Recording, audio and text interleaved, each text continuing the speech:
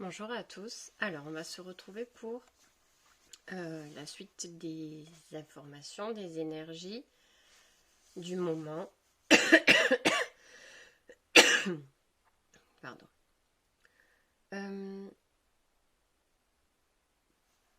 Alors, je l'avais annoncé sur le site. Quelque chose du passé vient manipuler. Vient te manipuler.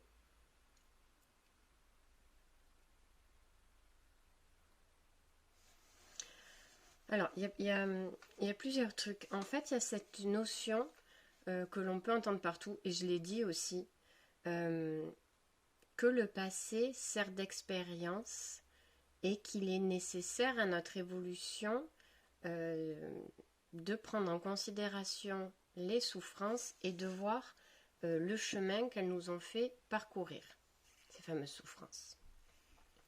Et comme on peut le lire partout, le lire, l'entendre partout, elles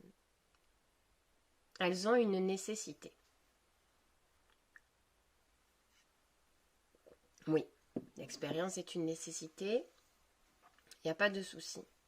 Là où commence à y avoir un problème, c'est que on nous dit l'expérience est telle que il faut en baver pour pouvoir s'élever.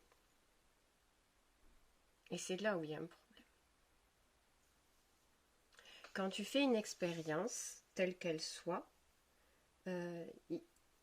c'est comme si le fait d'expérimenter quelque chose était associé à de la souffrance et qu'il fallait s'en résigner et que ça ne pouvait pas se passer autrement que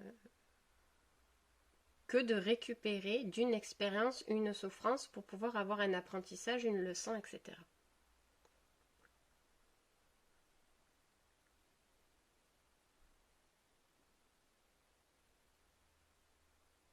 Lorsque tu t'entraînes à faire quelque chose, on me dit là, pas comme exemple, tu prends un papier, un crayon et tu veux t'entraîner à dessiner quelque chose d'assez complexe ou pas, on s'en fout. Donc tu vas faire un brouillon, un croquis, voilà. Et tu vas pas arriver à avoir le résultat de ce que tu veux tout de suite. Est-ce que ça crée de la souffrance? Est-ce que... Alors, là maintenant, oui. Parce que peut-être tu vas te dire, je suis nulle, j'y arriverai jamais.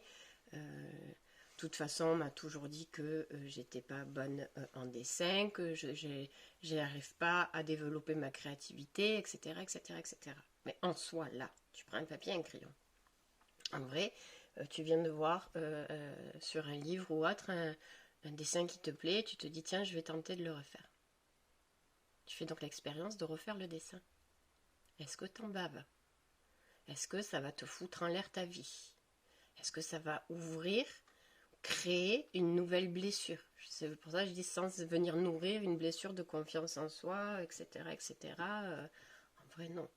Après, tu vas prendre une gomme ou tu vas prendre une autre feuille et puis tu vas recommencer. Et puis, voilà, l'expérience, elle va faire que tu vas y arriver la deuxième fois, la troisième fois, la 10e fois ou pas. On s'en fout. Tu as expérimenté, tu as voulu essayer de faire quelque chose, tu avais un résultat ou tu as vu quelque chose que tu voulais faire et tu n'as pas réussi.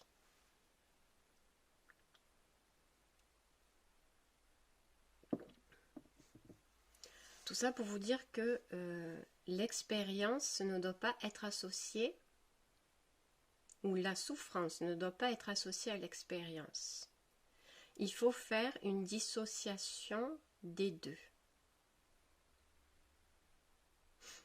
Comme un chimiste, là, quand tu as les tubes à essai devant toi, que tu viens faire des mélanges ou rechercher quelque chose, en vrai, tu cherches, tu trouves ou pas, mais en soi, il n'y a rien de douloureux. Et il y a ce quelque chose du passé qui vient se greffer en te faisant croire ou penser que l'expérience est forcément douloureuse. Qu'est-ce qui peut se passer en toi du coup? Le fait de ne pas vouloir tenter de faire quelque chose de nouveau, forcément tu vas l'associer, parce que c'est une croyance collective pour 98% des personnes, j'ai envie de faire ça, mais si j'y arrive pas, si c'est un échec, parce qu'inconsciemment tu le sais, enfin pas que ça va être un échec, mais tu sais que si jamais il y a un échec, tu vas tout perdre. En fait, pour toi, tu vas l'associer à ça. Ou il y a cette croyance collective qui dit aussi que pour réussir, il faut en baver, etc., etc. Cette chose du passé qui te retient, c'est comme si elle te faisait croire que la lumière était là, à un endroit bien précis, alors que pas du tout. Donc cette chose du passé qui est en train de te manipuler te fait croire que la lumière, elle est là, ça illumine quelque chose, donc tu penses peut-être que il y a une ouverture qui se fait de quelque chose sur un projet, sur une rencontre, alors qu'elle est en train de t'éclairer un échec. Alors, elle est en train de t'éclairer vers un échec, volontairement, cette chose du passé. Donc toi, tu te biaises, tu crois que cette nouvelle chose-là qui arrive et qui est positive est quelque chose que tu vas pouvoir réaliser, mais volontairement, cette chose du passé est en train de te mener, de t'éclairer d'une très belle lumière, quelque chose qui va te mener à l'échec.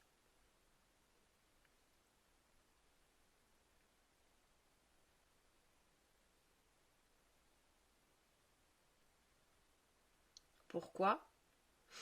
Pour te faire comprendre justement parce que si tu rectifies pas le tir ou si tu n'as pas encore conscientisé quel est cet échec que l'on est en train de te mettre en lumière, clairement, c'est comme si tu devais choisir entre A et B et on est en train de t'éclairer B. On est en train de tout mettre en place pour que tu ailles vers le B.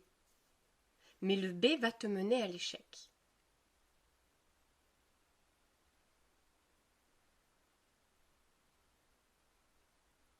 Ça reste compliqué à expliquer parce que ça reste du général. Mais le but de te mener vers cet échec est de te faire aller au plus profond de toi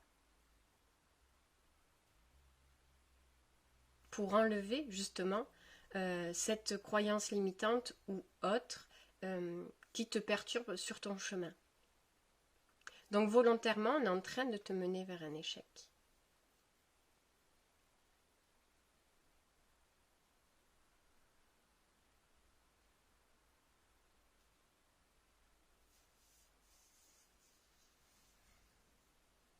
Mais on te dit que tu as le droit de te retirer.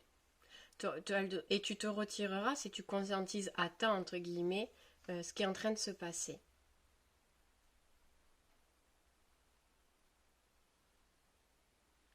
Parce que pour sortir de cette situation-là, on va te demander de faire quelque chose qui va à l'opposé de tes croyances. C'est-à-dire que cette croyance, cette chose du passé, peu importe, je vais l'appeler croyance, mais ça peut être un tas de choses, dans tes valeurs, cette croyance, elle est juste. Mettons le cas, je me dois d'affronter ce qui arrive dans ma vie, parce qu'on ne peut pas fuir, ça se fait pas. On ne peut pas fuir. Si toi, dans tes valeurs, tu te dis, quoi qu'il arrive, j'irai jusqu'au bout, parce que sinon, ça sous-entend que je vais fuir, que je vais baisser les bras, que je me suis trompée, etc., etc. Non, je vais aller jusqu'au bout. Toi, tu es là, tu pars déterminé sur ton chemin B, et j'y vais parce qu'on me l'a montré, ou enfin, peu importe.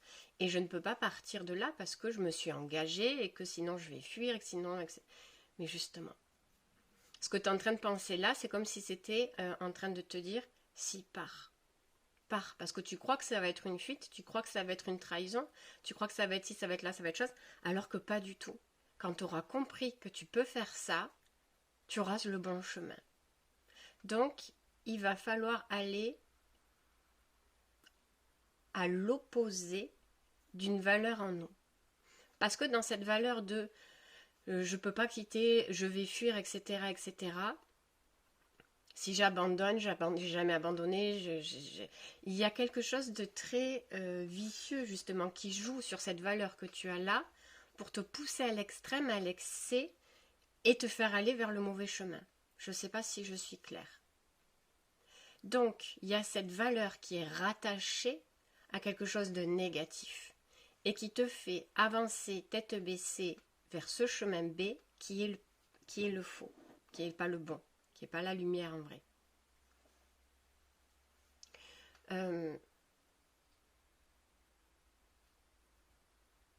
Parce que on dit dans l'enfance, dans votre enfance, il y a dû y avoir quelque chose qui s'est passé que vous vous étiez promis à vous-même de ne pas faire. On me donne un exemple.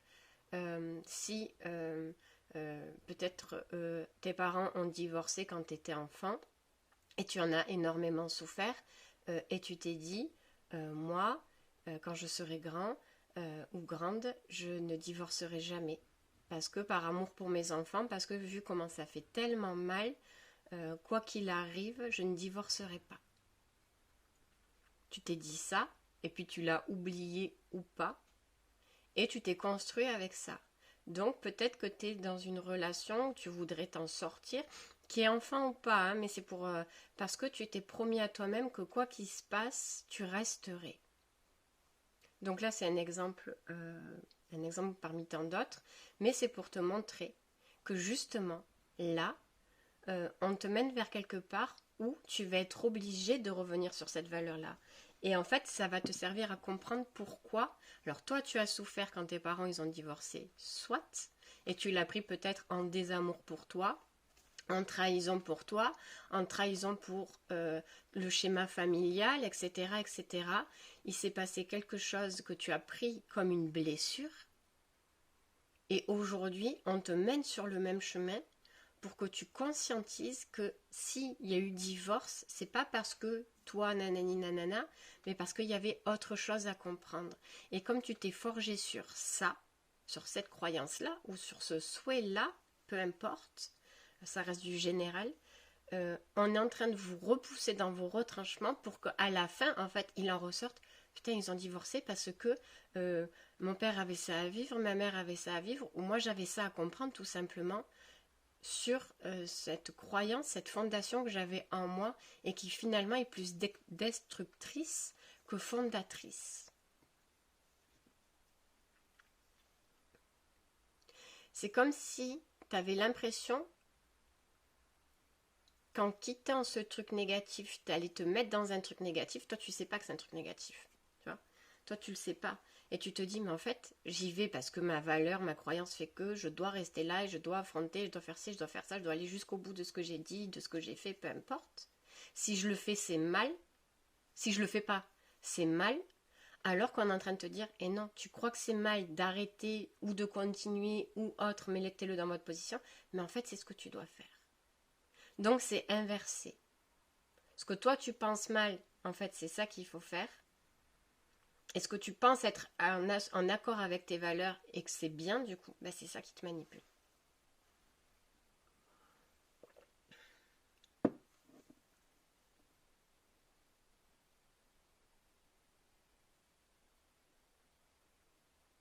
Je vais arrêter là pour le message, parce qu'on est en train de me dire d'autres choses, ça va tout mélanger. J'avais marqué sur le site pour ceux qui veulent une guidance sur cette thématique-là pour vous éclairer et prendre un peu de hauteur. Bien sûr, c'est pas moi. Si vous prenez une guidance, c'est pas moi qui vais vous dire fais ce choix-là. Je vais vous donner un maximum d'informations sur le chemin A, sur le chemin B, ou cette croyance que vous avez en vous et qui est en train en ce moment clairement de vous mener. Mais même si vous arrivez, si vous ne détectez pas cette croyance-là et que vous êtes sur le chemin B et que coûte que coûte, vous continuez, je veux dire, c'est pas un mauvais choix. C'est que vous comprendrez quand même dans un moment ce qui s'est passé. Je ne suis pas là pour venir biaiser votre expérience ou pour vous forcer à faire un autre choix. Je suis là pour vous donner des informations là en l'état. Pour ceux qui veulent un peu plus d'approfondissement, vous pouvez me contacter. Je vous mettrai en bas de la vidéo l'adresse du site où vous l'avez dans le à propos, je crois, ou vous m'écrivez un commentaire, pas un mail, enfin voilà ce que vous voulez. Pour que je vous mette en lumière cette chose du passé qui est en train de venir vous perturber. je ne peux pas vous dire fais ça, fais pas ça, fais ci, fais pas ci. Je viens vous éclairer pourquoi je peux pas vous dire, parce que entre guillemets, ou vous comprenez pas. Si vous comprenez pas, c'est que c'est pas le moment pour vous et que oui, il va falloir aller jusqu'au bout de ce chemin-là pour comprendre. Si je vous oblige à sortir de là et que je vous mets sur un autre chemin, je vais venir interférer dans votre expérience, et si vous sortez du chemin sans avoir compris la réelle clé qu'il y avait sur ce chemin-là, vous allez redégringoler sur un autre chemin où ça peut être pire, entre guillemets. C'est ce que je dis toujours pendant mes consultations. Vous comprenez ou pas, si vous comprenez pas, c'est juste aussi ce que je suis en train de vous expliquer, c'est que c'est pas prêt. Vous êtes prêt à l'entendre et il refera surface le message quand ça sera le bon moment. Mais personne n'a le droit d'intercéder sur une expérience, sur le chemin de vie de l'autre personne. Clairement, personne. Parce que même si on vous dit, je vous dis une bêtise, vous êtes en couple, vous hésitez entre deux personnes et on vous dit, ben tiens, t'es avec B, mais en fait il faut que tu ailles avec A. Bon, ben parce que la dame ou le monsieur a dit qu'il fallait aller avec le A, je vais aller avec le A. Mais avec le A, ça va pas bien se passer. Parce qu'il y avait quelque chose à comprendre avec le B pour que ça se passe bien avec le A. Donc si on vous sort du B et qu'on vous met sur le A, ça ne passera pas mieux. Quand vous aurez compris le déclic de putain, la clé c'est ça sur le B, du coup, automatiquement, c'est comme si vous alliez changer de voie tout seul. On ne peut pas vous tirer, on ne peut pas vous porter. C'est pas possible. En tant qu'accompagnateur, on est là en train de vous expliquer, il se passe ça sur ce chemin, il y a ça sur ce chemin. Qu'est-ce que tu veux? Moi, je le vois des fois. J'ai des personnes qui sont dans un choix, elles sont sur le B, et je leur dis qu'est-ce que tu veux? Elles me disent je veux aller sur le A. Mais tu vois que dans les énergies, il y a un truc qui n'est pas prêt. Ta tête, elle te dit, ou ton cœur te dit va sur le A, mais il y a quelque chose qui vient biaiser. Je ne peux pas forcer le passage, je ne peux pas moi créer le pont. Je peux montrer qu'il y a un pont, mais tu le prends, tu le prends pas.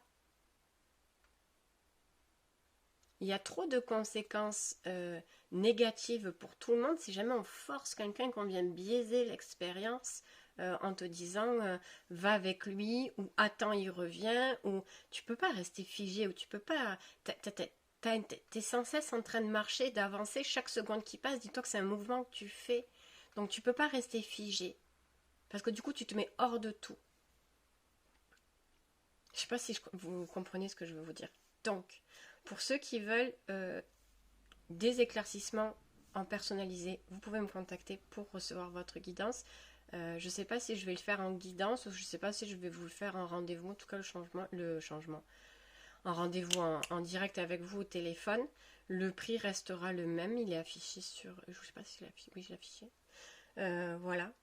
Peut-être le faire avec vous, parce que le fait que quand on est au téléphone ensemble, eh ben je verrai. Honnêtement, je ne sais pas si ça sera lien vidéo ou par téléphone. Prenez soin de vous